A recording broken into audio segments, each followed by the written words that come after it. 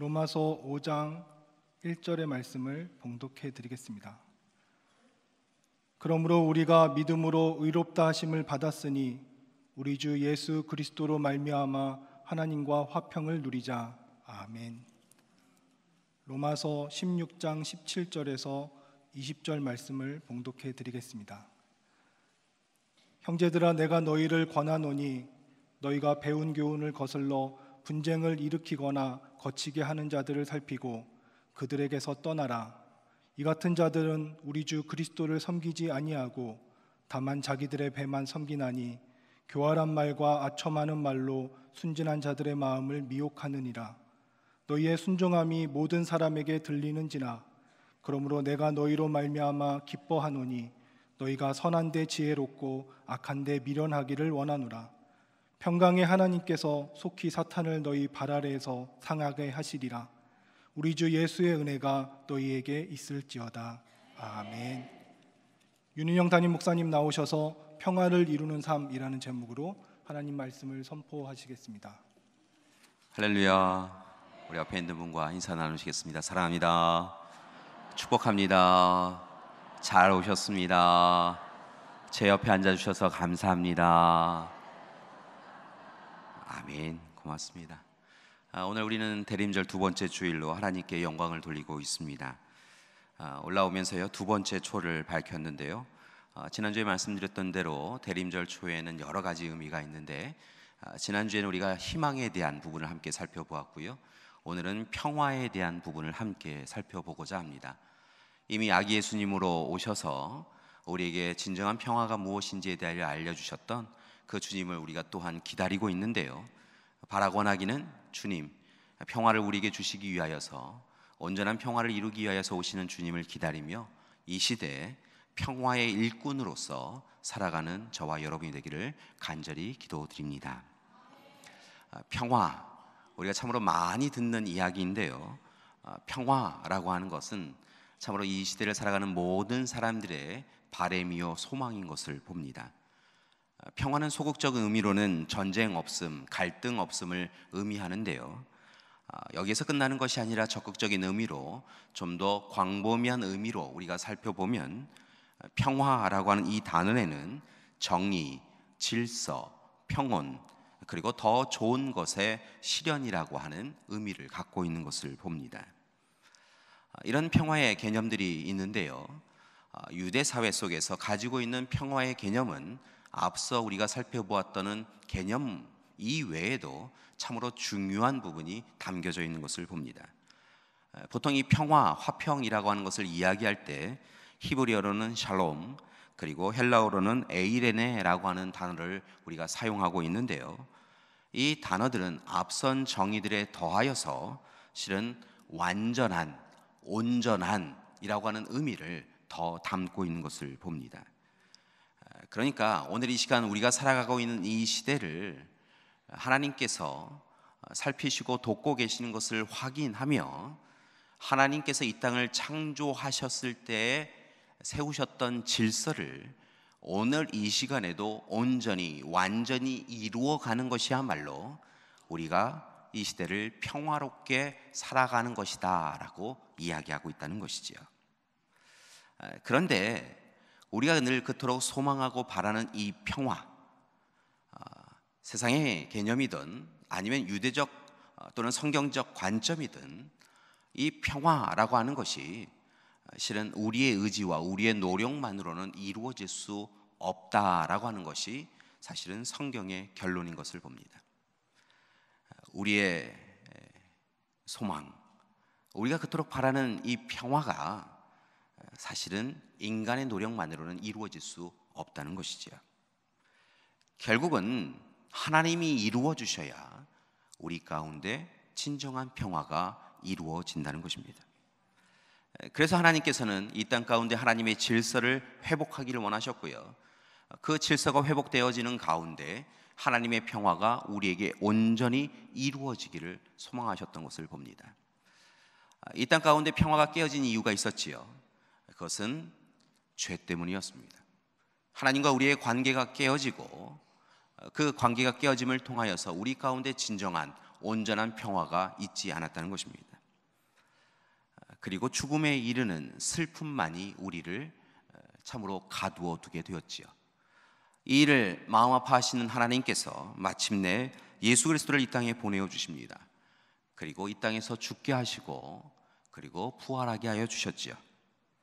그렇게 예수 그리스도께서 우리를 대신하여 대속 제물이 되어 주심을 통하여서 우리가 죄에서 자유롭게 되어졌고 그 죄에서 벗어나서 온전히 다시 하나님이 주시는 은혜의 자리로 서 나갈 수 있게 되었습니다. 하나님과의 관계가 회복되어지니까요, 놀라운 것은 무엇이냐면 우리가 그토록 소망하였던 샬롬이 에이레네가 우리 가운데 이루어지게 되었다는 것입니다. 이제 우리는 샬롬을 경험한 사람들입니다. 온전함, 완전함, 단순히 전쟁 없음이 아니라 오늘 이 시간 하나님께서 우리에게 더하여 주시는 창조 질서를 경험하며 하나님의 창조 질서의 법칙 가운데 은혜를 누리며 살아갈 수 있게 되었다는 것입니다. 이제 그 평화를 누리는 자로서 우리가 해야 될 일이 있습니다. 그것은 바로 오늘 이 시간, 이 시대에 여전히 전쟁과 갈등으로 인하여서 아파하고 힘겨워하고 있는 이들에게 나아가서 하나님이 전하시는 평화를 전해야 될 줄 믿습니다. 그런데 한 가지 문제가 있습니다. 우리가 잘못 전하면 우리가 전하는 그 평화가 하나님이 전하시는 평화가 아니라 세상의 평화를 이야기할 때가 있더라는 것입니다. 우리 스스로 온전히 평화에 대한 분명한 기준이 없으면, 그 기준이 하나님에게로부터 온다라고 하는 분명한 확신이 없으면 우리조차도, 그리스도인조차도 세상이 이야기하는 그 평화가 평화라고 잘못 생각하고 전할 때가 있더라는 것이지요. 그렇다고 한다면 과연 세상이 이야기하는 평화와 하나님이 주시는 평화에는 어떤 차이가 있는 것일까요? 그 이야기를 명백하게 우리에게 이야기해 주는 성경 본문이 있습니다. 누가복음 2장 1절에서 7절까지의 말씀을 보면 소위 예수님의 탄생의 부분을 우리에게 전하고 있습니다. 그 부분을 보니까 이렇게 기록이 되어 있습니다. 출산을 앞둔 마리아와 요셉이 있었는데요, 그들이 삶의 터인 나사렛에서 베들레헴으로 갈 수밖에 없었다는 것이지요. 이유가 있었는데 당시 로마의 권력자였던 가이사 아구스토가 명령을 내렸다는 것입니다. 자신이 통치하고 있는 모든 국가의 사람들에게 고향 땅으로 돌아가서 호적을 정리하라라고 명령을 내린 것이지요. 이유가 있었습니다. 이 로마의 군대를 좀 더 부강하게 강화시키기 위하여서 군대에 동원할 수 있는 남자 장정이 얼마나 되는가라고 하는 것을 파악하기 위해서였고요. 또 다른 편으로는 세금을 거두기 위하여서 호적 정리를 하기 원하였던 것이지요. 아무튼 이렇게 명령을 내렸고요. 그 명령에 순종하여서, 어쩔 수 없이 순종하여서 이제 이 예수님의 어머니 마리아와 아버지인 요셉은 그들의 본래 고향이라고 할 수 있는 베들레헴으로 나아갔던 것을 봅니다. 이 짧은 말씀 가운데 이 누가는 우리에게 의도적으로 가이사 아구스토와 아기 예수님을 비교하도록 이야기하고 있는 것을 봅니다. 의도적으로 한 문장 가운데 두 사람의 이야기를 거론하도록, 두 사람의 이야기를 살펴보도록 우리에게 요청하고 있다는 것이죠. 아구스토 황제와 어린 예수님은 분명 그들이 처한 입장과 관점과 처지가 아예 다른 사람들이었습니다. 어찌 보면 서로 정반대에 위치한 사람들이었지요. 그리고 실은 그들이 서 있는 위치에 의하여서 그들이 생각하는 평화의 개념도 달랐던 것을 봅니다. 호적을 명한 가이사 아구스토는 강력한 힘과 권력을 가진 사람이었습니다. 그리고 마침내 로마 제국의 모든 반란 세력을 물리치고 그 내란을 종식시키고 마침내 소위 팍스 로마나 로마의 평화를 이룬 사람이었지요. 그가 이야기하는 평화는 힘과 권력으로 억누르는 평화였습니다. 타인을 침묵하게 하는 그런 평화였지요. 위로부터 힘과 권력으로 상대방을 억누르는 그 평화를 그는 이야기했다는 것입니다. 이에 반하여서 그의 명령에 의하여 어쩔 수 없이 호적 조사를 하러 왔고, 그렇게 온 부모에 의하여서 누일 자리가 없어서 어느 집에 가축 우리의 구유에 누이는 그런 탄생을 하게 되어지는 어린 아기 예수님은 위로부터의 권력의 힘은 조금도 가지고 있지 않은 그런 분이셨던 것을 봅니다. 오히려 낮아짐을 통하여, 내려놓음을 통하여 아기 예수님은 진정한 평화는 오히려 하나님으로부터 그리스도로 인하여서 시작되어짐을 이야기하고 있는 것이지요. 예수님이 보여준 평화, 그것은 바로 팍스 크리스토스, 그리스도의 평화인 것을 볼 수 있습니다.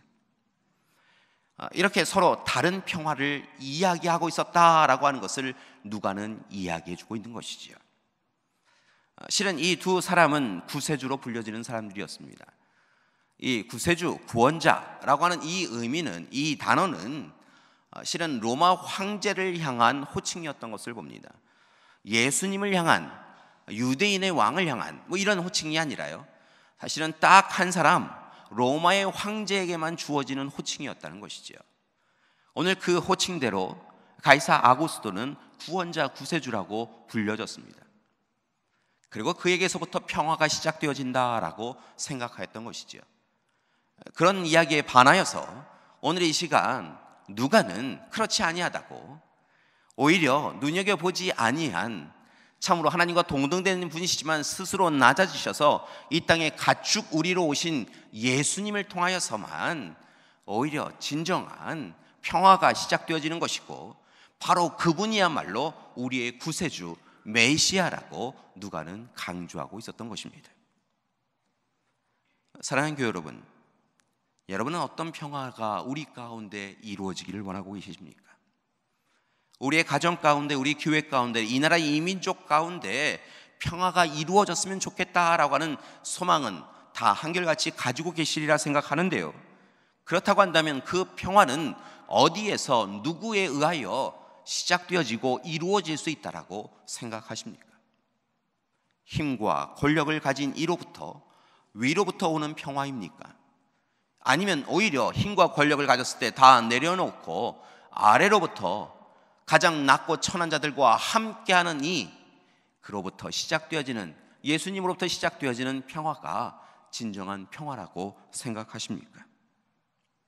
분명한 것은 지난 역사 가운데 우리는 오랜 시간 평화를 간구하고 갈구하며 살아온 결과, 평화라고 하는 것이 힘과 권력에 의해서 주어지는 것이 아니다라고 하는 깨달음을 얻었다는 것입니다.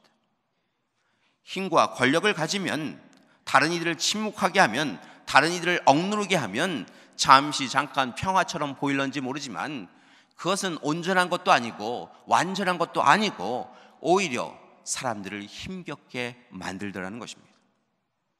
또 다른 전쟁과 다툼의 이유가 되어지더라는 것이지요. 오히려 평화는 낮은 곳으로 오셔서 일평생 내려놓음으로 마지막에는 자신의 생명까지 내려놓음을 통하여 자신을 우리에게 주셨던 예수 그리스도를 통하여서만 이 땅 가운데 이루어지는 것을 알게 됩니다.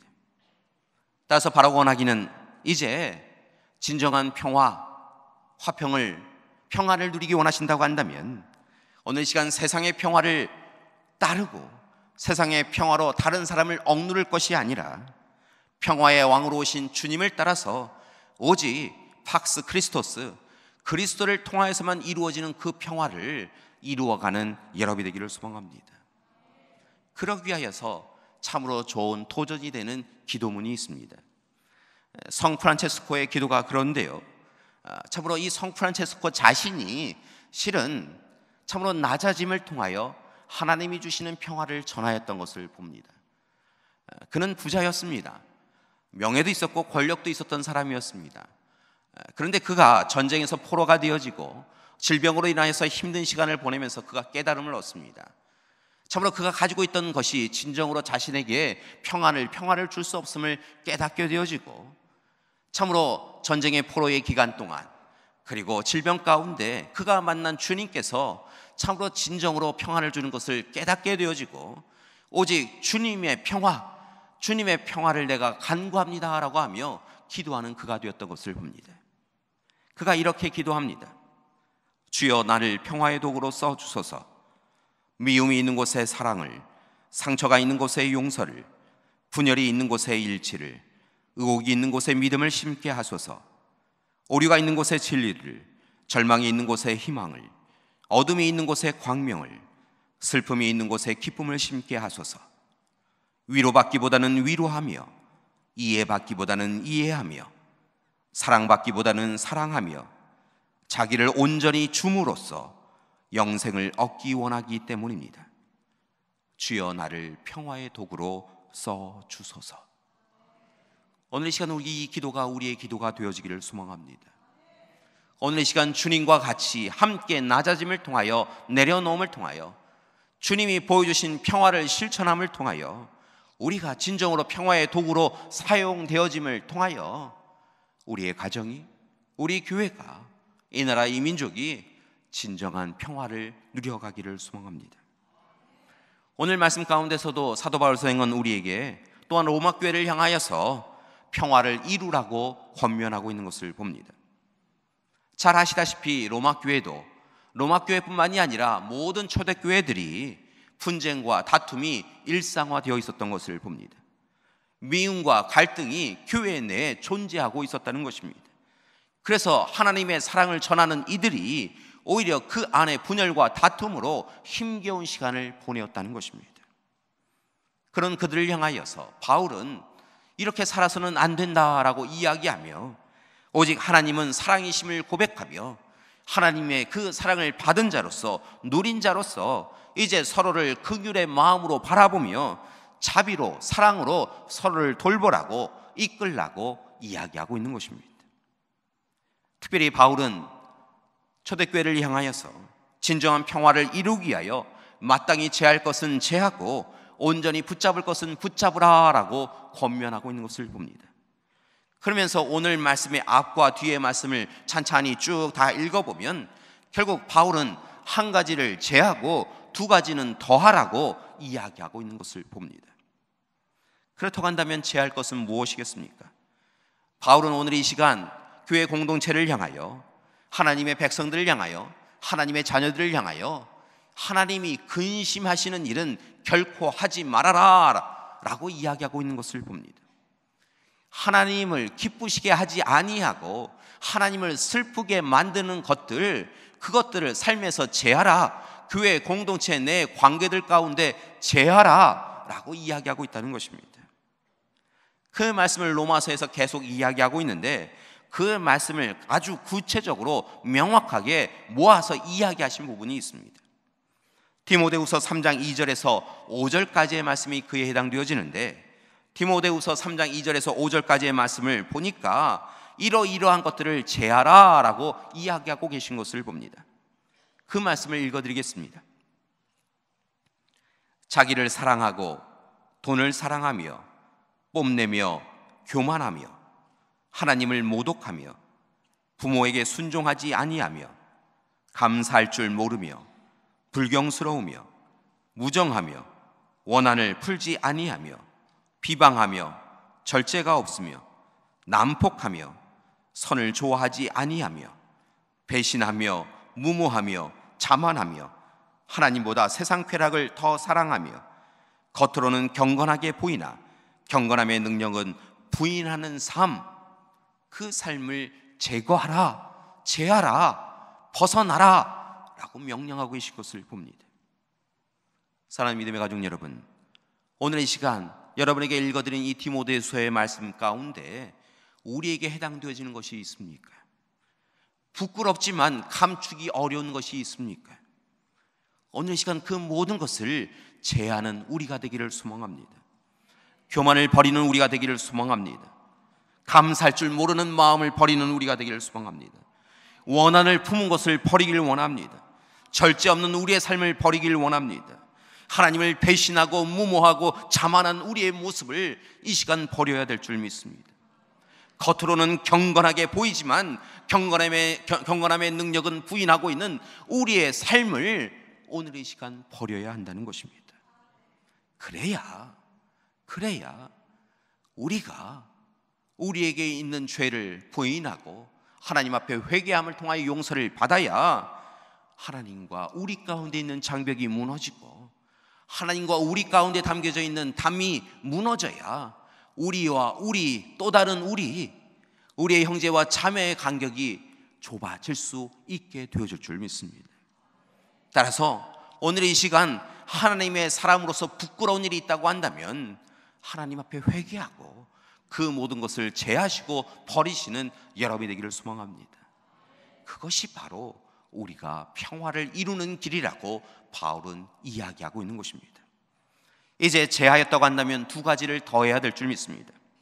바울은 먼저 5장 1절 말씀 가운데서 우리에게 더할 것이 있다라고 이야기하고 있는데요, 그것은 바로 예수 그리스도의 십자가 사랑으로 인하여서 믿음으로 의롭다 하심을 받았다고 한다면, 오늘 이 시간 우리가 믿음의 자녀라고 그리스도인이라고 부름을 받았다고 한다면 이제 무엇보다 하나님과 화평을 이루라라고 이야기하고 있다는 것입니다.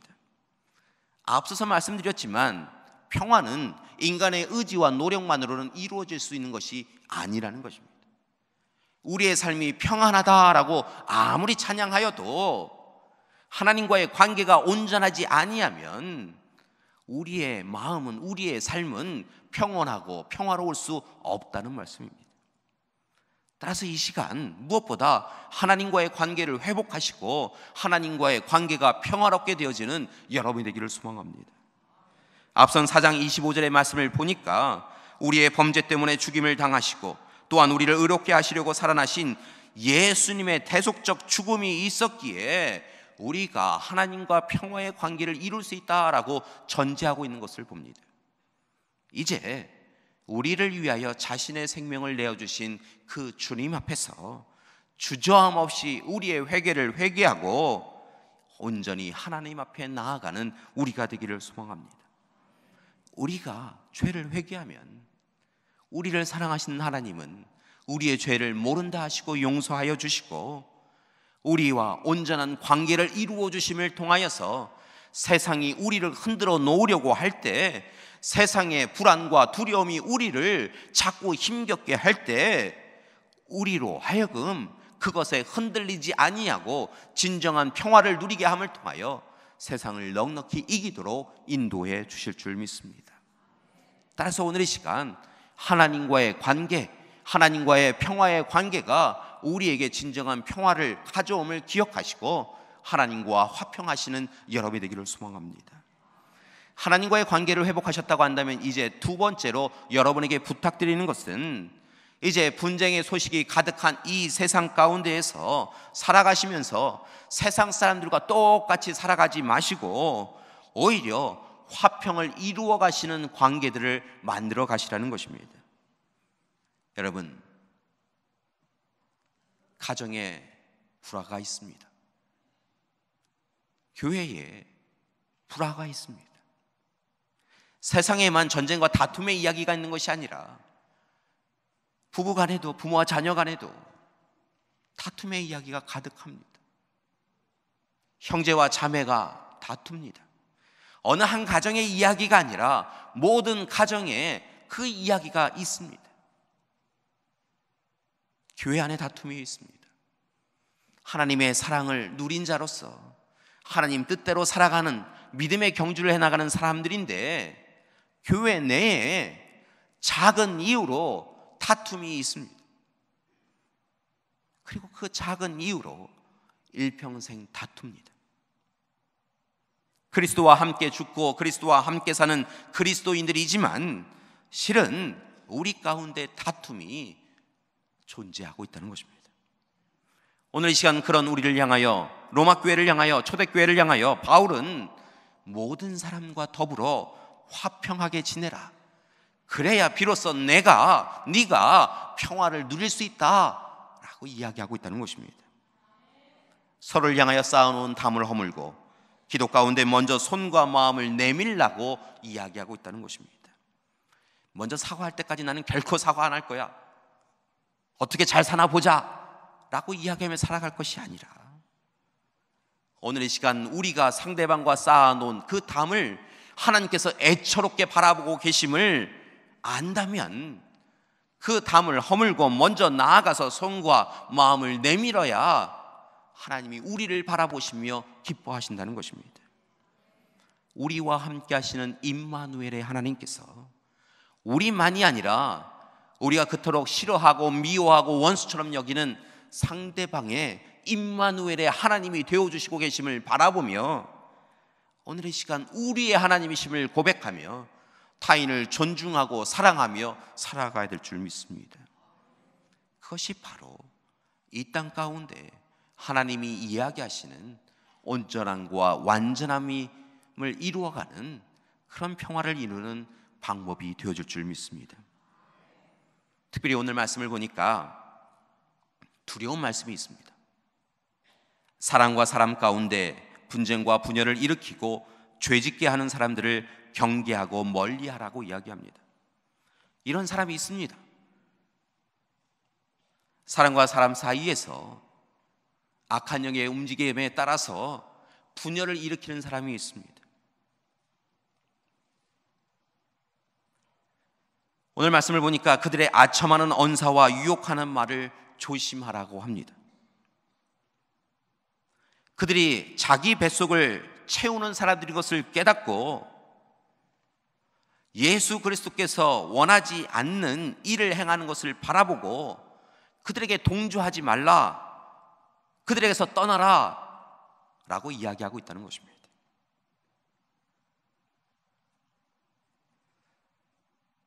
여러분, 혹 그런 분이 있으면 잠시 떨어져 계십시오. 같이 화를 내고 분을 내시고 같이 미워하지 마시고 잠시 떨어져 계십시오.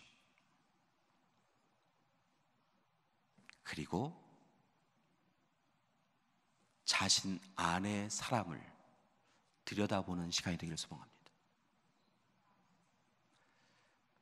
그런 사람이 있다라고 이야기했는데요, 분쟁과 분열을 일으키는 죄짓게 하는 사람이 있다라고 이야기했는데요, 지금 그 사람의 이야기가 다른 사람의 이야기가 아니라 바로 우리 자신의 이야기이기도 하기 때문인 것입니다. 여러분, 하나님 뜻대로 살아가고 하나님의 평안을 전하고 하나님의 사랑을 전하지만 우리의 마음 깊은 곳에는 다른 사람과 분열하고 다투고 미워하고 시기하는 마음이 있더라는 것입니다. 하나님이 기뻐하시는 모습이 우리 가운데 있지만 한편으로는 하나님이 기뻐하시지 않는, 한편으로는 하나님이 절대 용납하지 아니하시는 악한 모습이 우리 가운데 있더라는 것입니다.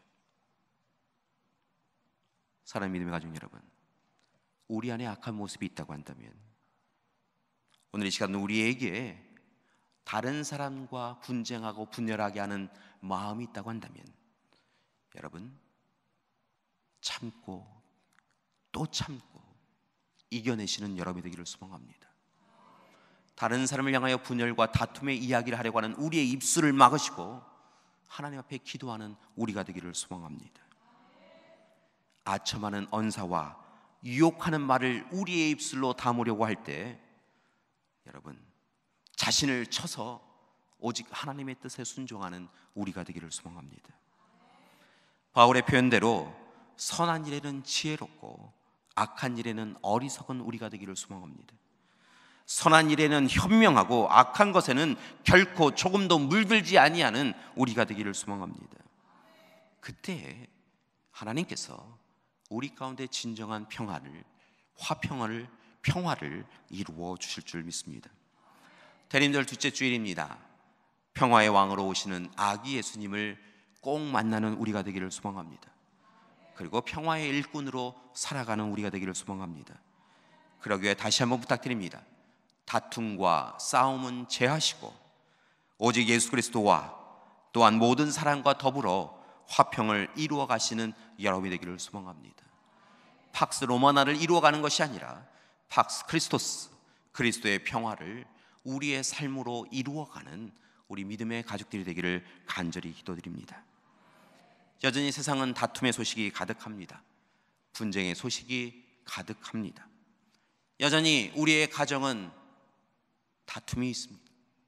여전히 우리 교회도 다툼이 있습니다. 바라고 나기는 하나님 앞에서 이 대림절 기간 온전히 진정한 평화를 이루기 위하여 노력해가는 우리가 되기를 소망합니다. 이를 위하여서 다시 아기 예수님 앞에 서는 우리가 되기를 소망합니다. 누일 곳 없으셔서 어느 집 가축 우리의 말구유에 누이신 주님, 아기 예수님 앞에 무릎을 꿇고 나아가는 우리가 되기를 소망합니다. 그때 하나님께서 우리에게 세상이 알 수도 없고 세상이 줄 수도 없는 평화를 허락해 주실 줄 믿습니다. 평화의 왕으로 오시는 아기 예수님을 따라서 평화의 일꾼으로 살아가시는 우리 믿음의 가족들 되시기를 간절히 기도드립니다. 우리 앞에 있는 분에게요, 서로 축복하시면서 말씀 주셨으면 좋겠습니다. 평화의 일꾼으로 삽시다. 아기 예수님처럼 평화를 이룹시다. 아멘. 함께 기도하시겠습니다. 사랑의 하나님, 감사드립니다. 우리의 힘과 노력으로는 결코 얻을 수 없고 이룰 수 없는 평화를 아기 예수님을 보내어 주셔서 우리의 관계를 회복하시고 진정한 평화를 허락해 주심을 감사드립니다. 이제 그 사랑으로 평화를 누리는 우리가 우리의 삶에 여전히 남아있는 옛사람의 모습, 분열과 다툼의 모습을 제하고 오직 하나님과의 관계를 화평하게 하며 우리의 이웃들과 화평의 관계를 이루어가며 평화의 일꾼으로 살아가게 하여 주시옵소서. 우리의 마음에 담겨진 교만과 자만, 우리의 마음에 담겨진 미워하는 마음, 시기하는 마음, 오늘 이 시간 아기 예수님 앞에서 다 내려놓게 하여 주시옵소서. 그리고 오직 평화의 일꾼으로 다가오는 한 주간 살게 하여 주시옵소서. 예수님의 이름으로 기도드립니다. 아멘.